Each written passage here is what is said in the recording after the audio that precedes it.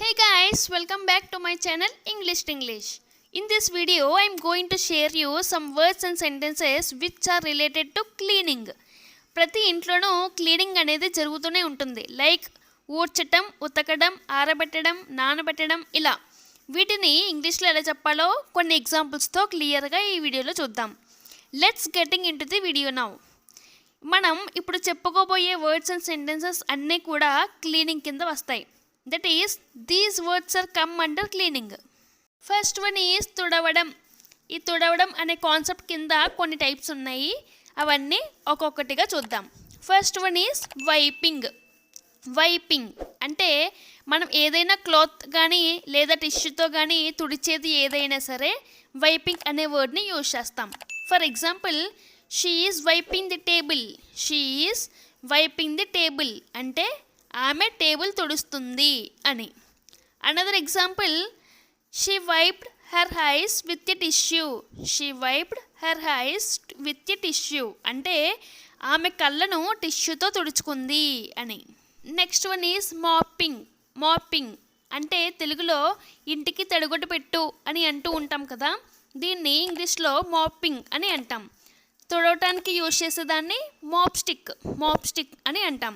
For example, she is mopping the floor. She is mopping the floor అంటే ఆమె నేల తుడుస్తుంది అని. అదే she is mopping the stairs. She is mopping the stairs అంటే ఆమె మెట్లు తుడుస్తుంది అని. స్టైర్స్ అంటే మెట్లు అని. Another example, mop the floor.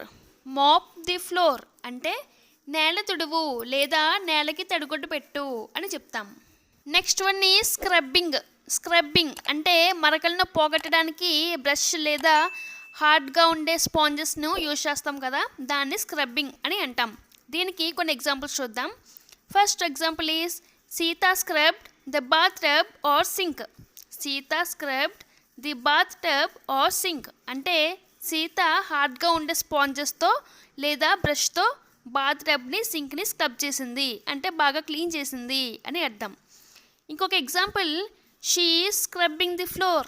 She is scrubbing the floor అంటే ఫ్లోర్ మీద ఉండే మరకల్ని బ్రష్తో లేదా హార్డ్గా ఉండే స్పాంజెస్తో క్లీన్ చేస్తుంది అని. Next one is vacuum.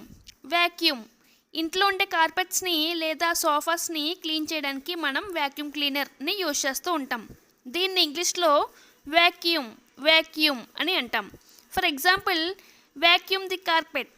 Vacuum the carpet అంటే కార్పెట్ని వ్యాక్యూమ్ క్లీనర్తో శుభ్రం చెయ్యి అని.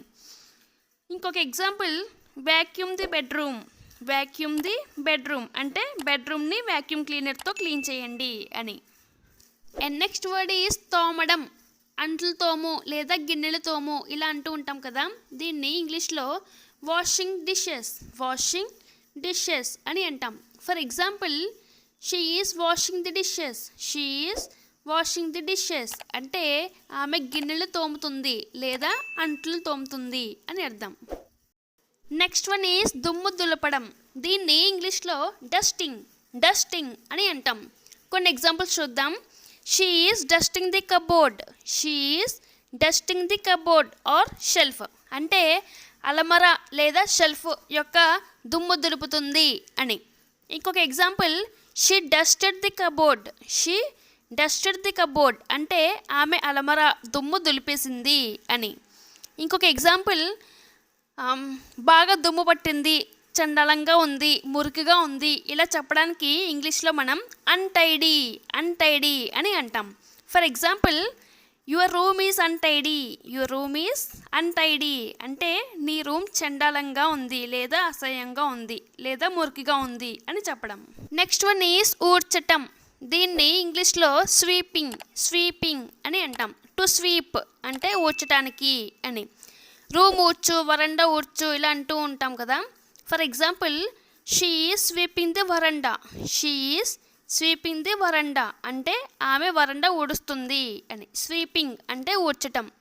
వరండా అంటే మన ఇంటి ముందు ఉండే ప్లేస్, కూర్చోడానికి ఆడుకోవడానికి ఉండే ప్లేస్ని వరండా అని అంటాం. Next another example, my mother swept the house. My mother swept the house అంటే మా అమ్మ ఇల్లు ఊడ్చింది అని. ఇల్లు ఊడ్చడానికి మనం ఏం యూజ్ చేస్తాం? చీపురు కట్ట. దీన్ని ఇంగ్లీష్లో బ్రూమ్ స్టిక్ అని అంటాం. నెక్స్ట్ వన్ ఈజ్ చెత్త పారేయడం. దీన్ని ఇంగ్లీష్లో థ్రోయింగ్ ద ట్రాష్. ట్రాష్ అంటే చెత్త లేదా వేస్టేజ్ ఏదైనా అనొచ్చు. కొన్ని ఎగ్జాంపుల్స్ చూద్దాం. Throw the trash in the dustbin అంటే చెత్తని చెత్తబుట్టలో పారేయి లేదా వెయ్యి అని. నెక్స్ట్ వన్ ఈజ్ బట్టలు నానబెట్టు. దీన్ని ఇంగ్లీష్లో సోక్ ది క్లోత్స్ అని అంటాం. సోక్ అంటే నానబెట్టు అని. నెక్స్ట్ నానబెట్టేశాక ఉతకడం స్టార్ట్ చేస్తాం. బట్టలు ఉతకడం. దీన్ని ఇంగ్లీష్లో డూయింగ్ లాండ్రీ. మన క్లాత్స్, టవల్స్, బెడ్షీట్స్, నాప్కిన్స్ ఇలాంటి వాటన్నిటికీ వాష్ చేస్తున్నాం అని చెప్పడానికి మనం డూయింగ్ లాండ్రీ అని చెప్తాం. అంటే బట్టలు ఉతకడం అని చెప్తాం. For example, I have to do my laundry today అంటే నేను ఈరోజు నా బట్టలు ఉతకాలి అని. దీన్నే I have to wash my clothes today అని కూడా చెప్పచ్చు. బట్టలు వాష్ చేసేసాక ఆరపెట్టే ముందు వాటిలో ఇంకొంచెం వాటర్ ఏమైనా ఉండిపోతే ఆ క్లాత్స్ని ట్విస్ట్ చేసి ఆ నీటిని తీసేస్తూ ఉంటాం, అదే పిండుతూ ఉంటాం. దీన్నే ఇంగ్లీష్లో రింగ్ అని అంటాం. For example, she is wringing the towel అంటే ఆమె టవల్ని పిండుతుంది అని. ఇంకొక example, she wrung out the frock అంటే ఆమె ఫ్రాక్ని పిండేసింది అని అర్థం. అండ్ నెక్స్ట్ బట్టలు ఉతికేసాక ఆరబెట్టడం. దీన్ని ఇంగ్లీష్లో డ్రయింగ్ అని చెప్తాం. For example, hang up the clothes to dry అంటే బట్టల్ని దండం మీద లేదా తాడు మీద వేలాడతీయండి ఆరడానికి అని. మనం బట్టలు ఆరేస్తూ ఉంటాం కదా, అదన్నమాట. And the last one is మడత పెట్టడం. దీన్ని ఇంగ్లీష్లో ఫోల్డింగ్ అని అంటాం. ఫర్ ఎగ్జాంపుల్, ఆమె బట్టలు మడత పెడుతుంది అని చెప్పాలనుకుంటే షీ ఈజ్ ఫోల్డింగ్ క్లోత్స్ అని చెప్తాం. షీ ఫోల్డెడ్ క్లోత్స్ అంటే ఆమె బట్టలు మడత పెట్టింది అని. అదే ఫోల్డ్ ది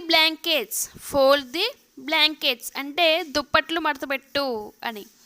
ఆమె బట్టలు సర్దుతుంది, ఏదైనా ఊరికి వెళ్ళినప్పుడు బట్టలు సర్దుతుంది అని చెప్తూ ఉంటాం కదా. దీన్ని ఇంగ్లీష్లో she is packing clothes to go to Kakinada అంటే ఆమె కాకినాడకి వెళ్ళడానికి బట్టలు సర్దుతోంది అని అర్థం. That's all for today. Thank you so much for watching this video. If you like the video, please like, share and subscribe. Until then, keep learning, keep practicing and keep supporting. Bye bye. We'll meet you again with an interesting video.